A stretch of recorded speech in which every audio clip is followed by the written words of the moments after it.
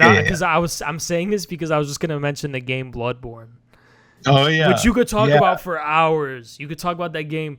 I literally have mastered that game in and out, and it's so beautiful. Like in terms of like philosophically or whatever. And I have such an emotional attachment to it. I don't touch it. I literally won't play the game. I won't touch it because it's become this pure object now. Exactly, that's what it's become for me. Because like I have a sentimental attachment to.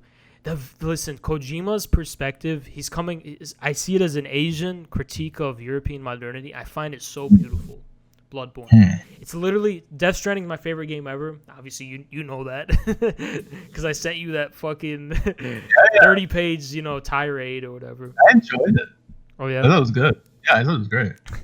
Yeah, thank you. I appreciate it.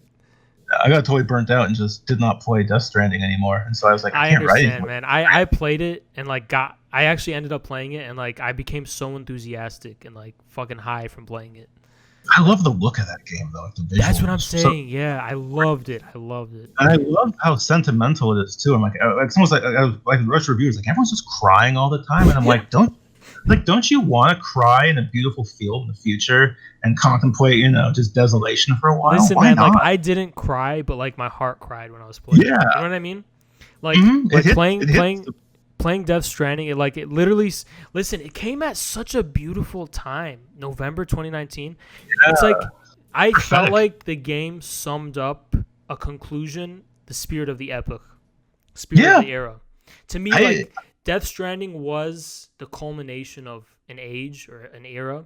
I don't know when this era began. Maybe it began in 2000s or maybe it began in the post-war period. I don't know, but it felt like catharsis. Yeah. He somehow created a poetics of Uberization. It's happened. The coronavirus fucking... that shit, listen... That shit blew my fucking mind. Yeah, Coronavirus hit because I was in the Death Stranding mentality. I was like, this is our world.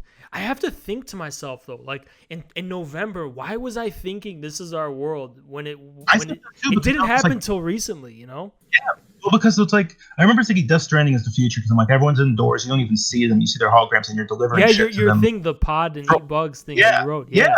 That's what I saw, but I was like, I think we're all like people were talking about that show. We're just extending it from the fact we live in our houses and then don't go out except to work or whatever. So we're living there, but coronavirus just made it like literal. It made it so total and so like. There's an interview with Groys. There's a podcast where Groys gets interviewed about coronavirus, and he's like, it already existed. Like this lifestyle, this everything. It's already he's here. Right. He's 100% right, and that's why I somewhat entertained. I never believed, but entertained conspiracy theories because it's like, come on, this on the nose. Coronavirus was this convenient to usher in this. I think it's why my mom went crazy. She went from being just her weird self to being all QAnon and stuff. And I'm like, I can't quite blame her because first it was like Epstein shit. She was like, so wait, there are pedophile conspiracies. And I was like, oh, yeah.